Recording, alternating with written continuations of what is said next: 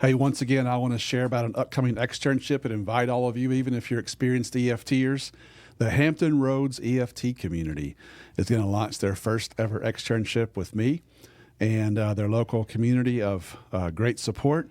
It's in Virginia Beach, Virginia, actually on the beach. I think this may be the first EFT externship ever in view of the ocean. So we'll have discounts for repeaters. The dates are September 15th through the 18th, 2026. Visit Hampton Roads EFT. All right, today we're going to launch a mini series, kind of in the middle of our Stage 2 series, so a series of a series.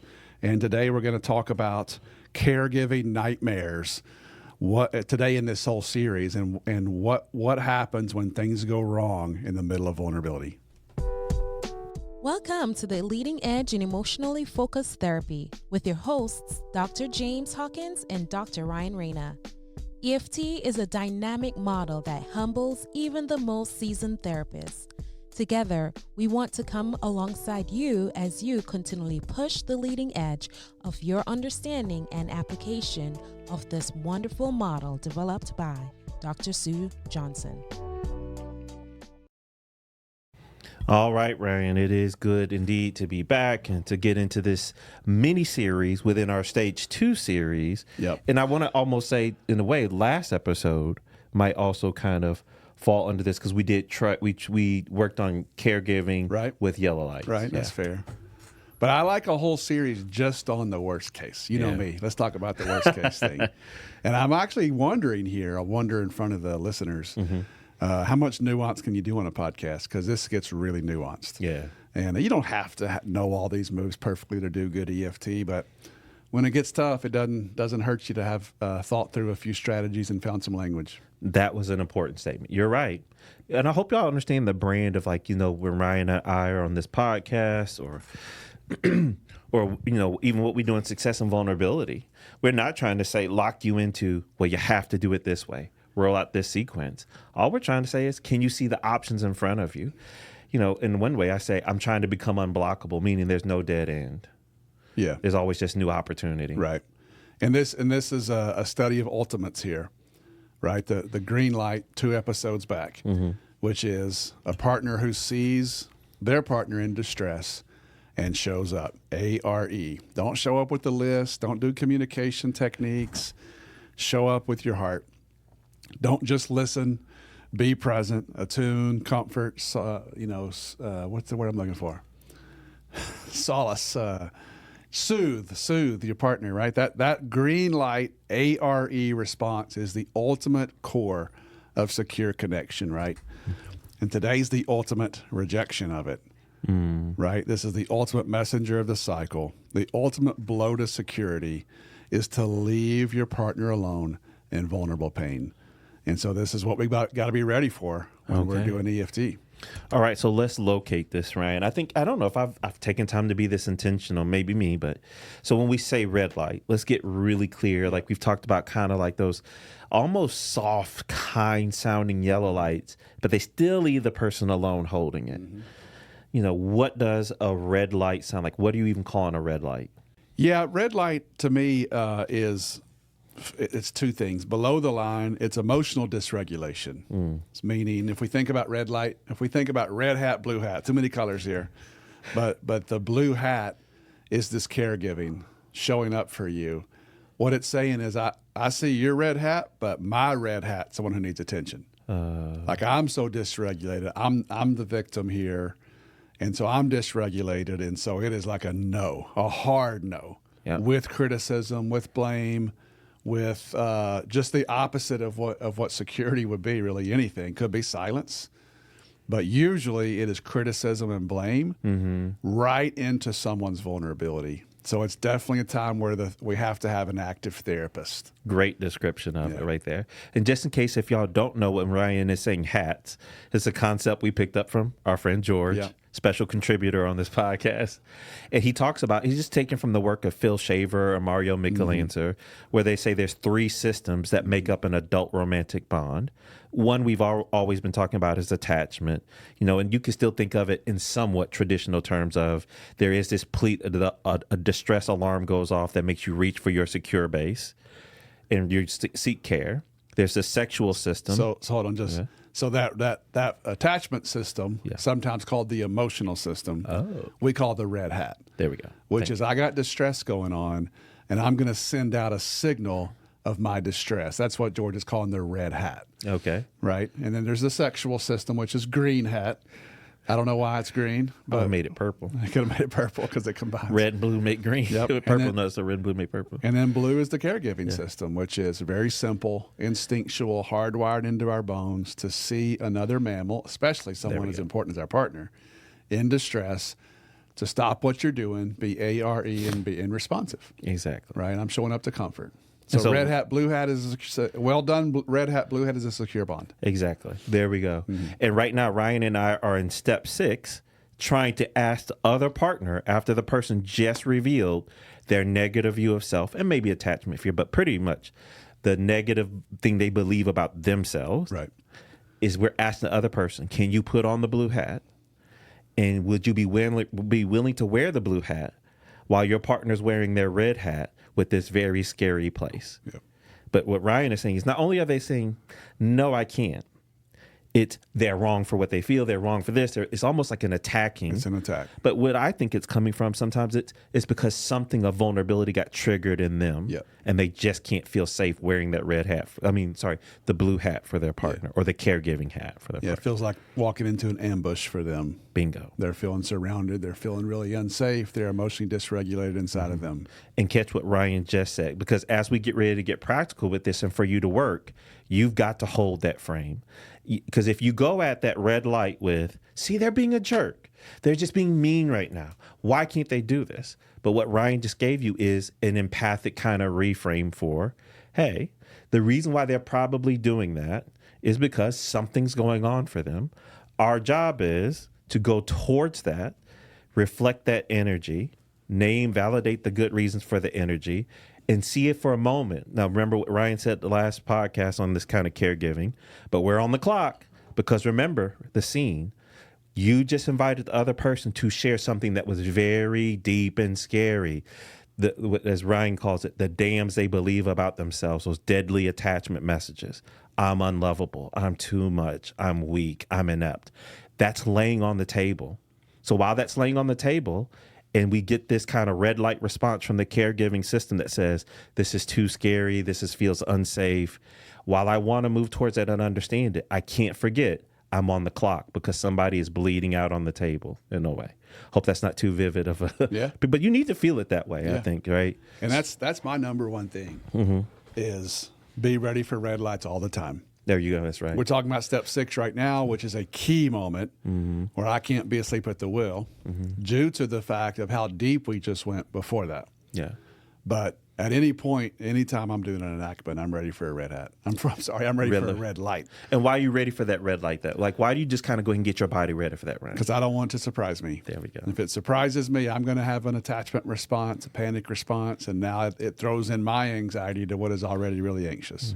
So catch what Ryan's doing there. He's just going ahead and getting his body ready for the red light. And I think he said this in the last episode, right? Episode 128. There you go. Look at that. I remember the number. Nice. 128. Ryan said, be very careful about setting yourself up of hoping this goes well. Don't hope. Because No hope. that's the only time I hear Ryan say, don't hope. Right? Our office is NHZ, no hope zone. But what he's really saying is hey, remember, just hold space. They're your client for a reason. If you start hoping for them to hit the grand slam and walk off in the World Series, and then they can't, they're going to feel your disappointment. But if you're ready for the worst possible thing that can happen, then as a professional who's there to care for them, you're already kind of in a sense, I'm ready for that. I mean, to me, this is one of the top 3 themes of our entire podcast, which, is not a great bumper sticker. But I already know that they can't. If they could do it, they would never call me. Okay. So, and the way we think about blocks, the way we think about, mistrust, cycles. Like we know that's where their nervous system has been going. Mm-hmm. So if I expect people who I know are in an unsafe place to act like they're secure, I'm just going to set everybody else up for failure. So it's a big deal. Okay. Before we get practical, is there anything else you need to set the scene before we take the break and then come back into the practical? There is. Good timing. That was nice. I didn't ever teach this until this year, and I got pushed by a participant, and I'm like, that's a good push. If a red light's happening at any point, I need to step back mentally and go, what's this person's goal here? Right. So if they're in an ambivalent stage and they're like, I'm not sure I want this, I'm thinking about leaving, or maybe I want to be this, maybe I don't want to be here, then that's going to inform me to operate very differently with red lights. Mm. Whereas if people are like, we can't get along with each other, but we really want to help us, then I'm going to be much more assertive.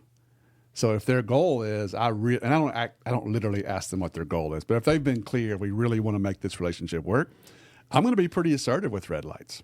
Mm-hmm. But if they're in an ambivalent stage, I'm not going to push as much. I'm not going to be as assertive in terms of how I operate. They may do a red light, and I may reflect it and take care of the partner, as we're going to talk about in a moment. And then I might lean into, hey, so I'm trying to interpret what I'm seeing right now. Are you saying you're upset and this isn't feeling good? Or are you saying this has been too much for me and I can't do it anymore? Right? If they're in that ambivalent place, I'm gonna sort of open the door to try to help them be clear, not to say to leave. Mm. But if they're saying, I really want this, and it's just clear they're stuck in the cycle, I'm going to be fairly assertive to see if I can get them to make a shift. I like that. Yeah. We could break down so much off of that one, but we'll do it when we come back here from break. Do you like the content that you're hearing on this podcast? Well, we invite you to join us on successandvulnerability.com, along with George Fowler and other EFT therapists and supervisors, where you get to get more thorough insight into these concepts and actually get to see it done. Once again, join us on successandvulnerability.com. All right, so I want to come back to what you just said, Ryan, because that was big. So first of all, to get practical, when the red light shows up, this is something I started teaching now, Ryan. When the reactivity comes up, I know it's going to hit your system as a therapist, but this is something I learned as an EMT. When it gets kind of hectic there, what you got to be able to do is still look, listen, and feel. Because there is important information in the red light that can help inform your decision from there. So when I say look, listen, and feel, what Ryan just shared is this red light that's coming up, is it a form of, I know there's something important for me to do here, but my system just got revved up because I may be stuck, or I'm just kind of fighting my way through to get to, like, what do I need to do? Yeah, or I want to be here. This feels unfair. And I just had that happen at a shout out to the Atlanta EFT community. Yeah. We were doing a stage 2 pursuer softening, and the withdrawer had kind of, they did their withdrawal re-engagement, but right as their pursuer comes into their vulnerability, the partner this is a cisgender, heterosexual white couple here. And he just kind of hits this marker where he's like, well, James, I'm trying to figure it out. And I just don't kind of have this negative way of thinking in my mind. And I'm trying to get my partner to the positive in this. And I hear it. But you hear what he just did? I'm listening. And he's like, I hear the energy.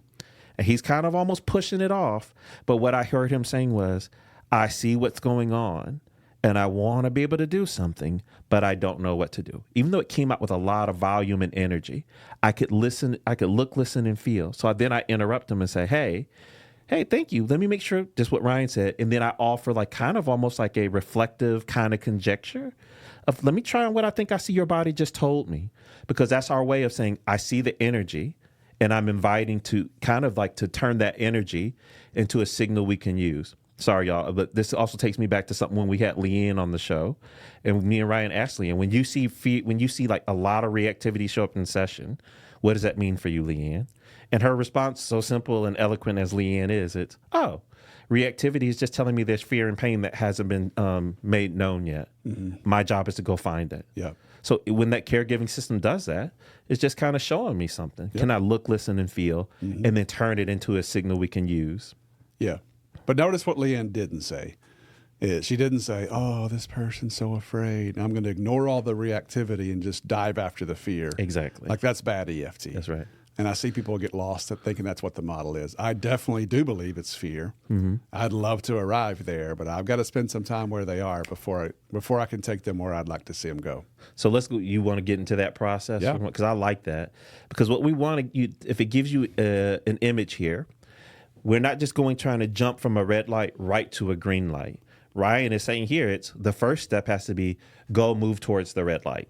Don't try and talk them out of like, oh, this is so sad and this is so scary.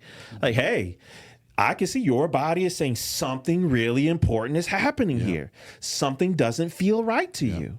Thank you so much. Thank you so much. Or even, ouch, ouch, ouch. Woof, woo, hang on, woo, lots going on here. I saw you jump off the couch, man. Something that's happening right now is not okay. There you go. Right. So some way to respond and match that is really key. And a lot of therapists, myself included, sometimes we're tired. I'm used to sitting in a recliner 15 feet away across a coffee table, and those moments don't work with red lights. So there you go. So one, if y'all hear it, you've got to look, listen, and feel to the energy, to what is the energy in their body in the moment telling you. Move yourself towards it or look, listen, and feel to see what it's trying to tell you. And whatever that style needs to look like for you, how are you going to move closer to it? Because this is not a moment when they're in the red light. If you stay too far away, it will almost in a way force their body to have to push out more energy to get your attention. Absolutely. And if you miss low and you're going for the vulnerable, it actually tells them to scream louder. And now what have you done? You've hurt the partner. So it's important. Take 3 or 4 passes to get up there and really, really capture their protest. What is the poignant phrase that they're saying? And if I can repeat that at the same or similar level that they are, will they hand me the protest and come back and be present in the office? That's a question for me. That's a good one, right? So that's good. And let me make sure, can I go back another step? And I need to as well. Yep, there you go. Because even while we're talking about this with going towards the reactivity, let's not forget, there's another person who was just bleeding out. Yep. I want to give credit to Carrie Lucas, a therapist here in Arkansas, works out of Fort Smith. We're going to bubble wrap here. Great. You know where I'm going already. But Carrie was very brilliant. Yeah. Because while Still we want is. to go to, thank you, Carrie is very brilliant. Yeah. She's an EFT supervisor if you're looking for an EFT supervisor. She did a lot of my facilitation when I was learning EFT. Oh, okay. So there you go. But anyways, Carrie would say it. So one, you do need to kind of have a quick moment to say, stop the firing and meet the energy. But she would say is pause that person and say, thank you so much. I'm going to come back to you because something really important is happening here. But your partner just took a very big risk and I need to go check on their heart. Come over to that person. And what she would say is you need to acknowledge what they just did. And in a way, bubble wrap them. Say, hey, thank you. That was a really big thing. It was scary, and this is the very thing your body afraid. This kind of happened here because a cycle just kind of showed up in the room. Yep. Thank you for what you did. How's your heart doing? Great. Thank you, thank you, thank you. And I think something's coming up for your partner. Can you hold for maybe about 5 to 7 minutes while I see what came up for your partner? But once again, I noticed what you did. Thank you so much. Well, and I just want to add, hey, you did an amazing job. There you go. Right in front of the partner too, which might make them mad. I'm like, they're already mad. Hey, I want you to know, I asked you to do something. I set you up here, and you did it very, very well. The cycle is doing a number on your partner, and it's my job to go find out why. You can take a little breather here, but before I do, I want you to know you did amazing. Like that ties the tourniquet on them or bubble wraps them where the cycle can't do irreparable damage. There you go. That's an important part. And now when you do that exactly is up to you. Just don't forget to do it. Yep. And I do forget sometimes. Yeah. And one, it's good for the tourniquet for their heart. But here's why I also like it, Ryan. It's calling the other partner to have to witness the moment. Yes. Because when they did their red light, I want y'all to hear this. I don't think they calculated it. I don't even know if they know how it's happening and how it's landing in the moment until later on after the session. You get that email. I'm sorry for how I acted in therapy today. I can't believe I did that. So in other words, I think when you catch it in the moment and you say it to the other partner, you did exactly what I asked you to do. That other person's having to that is the accountability because they're having to witness, oh, I'm sorry. That was horrible timing, right? Yeah. So that's one part. Yeah. But then it also gives that person, once again, just a little bit of oxygen and safety to come back over, to give you back time on the clock to go work with the reactivity of this partner. Sorry. And you want to go back too, Ryan. Well, just back to something we said before the break. If the goal of them is clearly, I don't like this because I want us to be different, then my goal is red to green. There we go. I'm going to try to work that red light and see if I can shrink the protest enough via working with it to get this to go green, to get them to be ARE. If, though, I'm unclear on what the goal is, if there's ambivalence, then my goal with the red light is simply to clarify it, connect the dots, to inform them of what decision they need to make. Maybe they're saying they have to leave, or maybe the partner needs to see, oh, when I put my heart out, it's going to make everything worse. And my partner's not committed to me, and maybe I need to leave. It's like that, whatever it is. My job's to clarify in that moment. Yep. Wow, that's good. All right, so now we've kind of bubble wrapped the other person. We've come back over. We've given our kind of, and when you come back over after the bubble wrap, kind of what does your process look like there, Ryan? So this is where I used to jokingly call myself Robin Hood. Remember those days? I don't remember that one. I wear a lot of tights, James. No, I'm joking.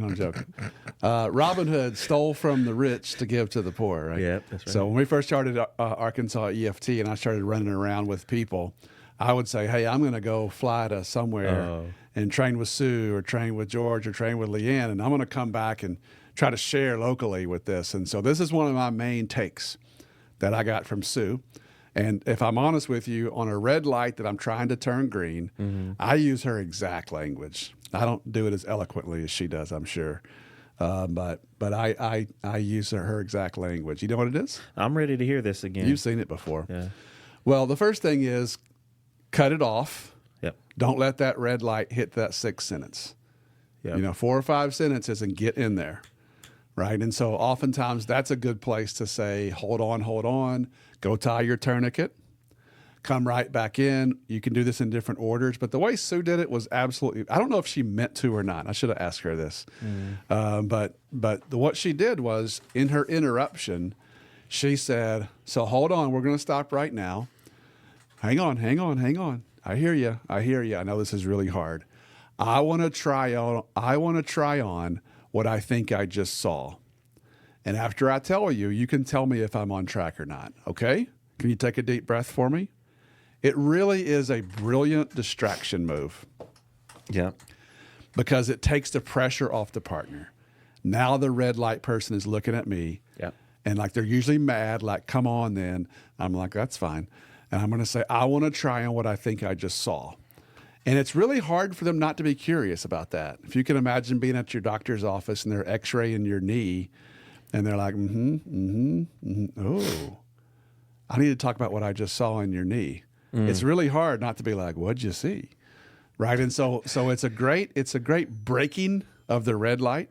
It takes pressure off the partner. Right. And then what? Well, I'm going to do a version of parts or versions, if you like that word better, okay?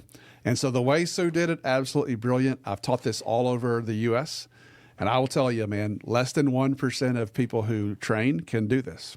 So I don't know if it's real advanced or what, but Sue would start slightly intentionally misattuned with her parts on a red light. She would actually lean towards the middle of the room. With me, it would be my right hand if the red lighter's on my left. And she would say, maybe there's this really, really small part of you who would love to believe that your partner cares so much that they're really sad, like you just heard. So look how thin she sliced that. Maybe there's this really small part who would love to believe. Like that doesn't ask for much agreement. Like that's pretty easy to say, okay, maybe. Which is all I'm looking for. But now I've seeded attachment in a super thin way. It's absolutely brilliant. And I started there almost misattuned with the protest. So it starts off with maybe there's some super small part of you who would love to believe that what you've been seeing from your partner all those years is that they're really sad, right? I'm not even stopping. It's a rhetorical question. Yep. And then I'll lean to my left, which is away from the sending partner. And then I need to come up and I want to take 5 or 6 of my very best matches. There's this bigger part of you is like, are you kidding me? I'm supposed to feel bad for them. I get criticized my whole life. I can't ever get it right. Nothing I'd ever do is good enough. I'm the ongoing project they've got to fix. And now they're supposed to be sad over here. This is ridiculous. Is that kind of what I hear you say, James? Mm-hmm. And if they can give me a little bit of consent, I ask for a deep breath. Okay, I hear you. This makes sense. Mm-hmm. Can you take a deep breath with me? Now we're trying to regulate them after I've matched. And then an option, I think I got this from George, is to say, so I want you to know I need to come back and understand that a lot more. They'll sometimes say, yeah, you do. And I'm like, yeah, I do. I'm going to come to that next, but I need you to ask me, I need to ask you a really big favor, and it's a hard one. Mm-hmm. I need you to set this aside for just a minute, okay? Because we got to finish what we start in this office. Otherwise, the cycle always wins. So I want to come back and understand this painful place that I just saw, okay? But I want to ask you for a moment to set it aside. I want to ask you to come back over here. Remember that really small part that would love to believe that you matter that much to them? Mm-hmm. What would he say to your partner? Right? And so oftentimes they can say something like, well, I do care. Mm-hmm. And that's good. That's a lot better than a red light. There you go. So it's a light green. So we're getting a little bit of love back into that place. There's red to green for me. I pretty much use those same maneuvers over and over and over. Thank you for distilling that down so clearly. Mm-hmm. Y'all, I want to give you just some, if you want to ask me what I get myself ready for alive, this. Mm-hmm. If I have, for me, it calms my nervous system. If I have a good red light procedure ready, then what else do I have to be afraid of? Exactly. Nothing. Yep. Y'all need to take that in. If you are ready for red lights, you can go play your session wide open. There you go. And I'll admit, myself as a therapist I was always afraid of things getting too big and having to clean it up. So then I tried to play safe. Yep. But I'll tell you, if you try and play EFT too safe, you will be ineffective. No risk, no get. No risky, no getty. Sue, yep. Words of Sue, right? And if you're scared of the red light, then you're going to just wait too long to do enactments, and you're going to make sure they're ready. And I'm like, no. Sometimes you just got to send it over, knowing here's your huge phrase in the EFT, I can handle whatever comes up. That's right. If you can say it and mean it, this is a whole different model. Yep. When I was at the trainers retreat, getting to meet some of the trainers and hearing them talk about hard cases, they're all brilliant. No ifs, ands about it. But you know what really impressed me about them was, I was like, oh, you have a way of embracing fear in the room. That's what makes you different. That's pretty deep. It is. I mean, when you talk to and I'll just, I'm not just, they are close friends in a way, but when you interview Leanne and George, they just have this way of, it's okay. Mm-hmm. But what about when it gets ugly? Information. I'm like, wait, you just really accept it that way. They're like, yeah. Just new information and another process. They're not surprised, are they? No, they are not. Yeah, this is what's coming their way, and this is what they signed up for, and this is what we do. Yeah. Yeah. So. Nice. But yeah, thank you for that, Rand. That was so clear. Yeah, so red to green is our goal if closeness is what they want. Yeah. So here's what people don't believe. So I do this little, what I just did with you, I do in more of a involved demonstration. I do it in Core Skills 2. I do it in Core Skills 3. I do it again in Core Skills 4. So that people that do Core Skills with me have now seen Sue's methodology 3 times, almost word for word. That repetition to me is important. I do the demo. People are like, oh, man, okay, that was good. But I can't see that happening in session. What percentage of red lights go green, James? I'll see what you say. I know I have my answer. Oh, wow. Wow. I put you on the spot. Yeah, I never thought about that one, Ryan. I can remember the last one I can remember in Tampa. I couldn't convert that one over. He was just too far gone. Okay. But I tell you, it's pretty high. It's high. It's really high.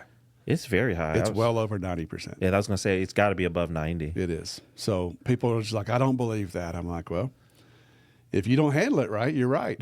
I mean, if you let that reactivity grow, and expand on you, and you don't do contained work, then yeah, it's not going to work. But if you have a plan, and those 5 matching validations I did are really, really key. Most people, if you can do that and contain, can come over and give at least a little bit of empathy back to their partner. And that's all it takes. Yeah. If you're 99% blocked, then you're 1% open.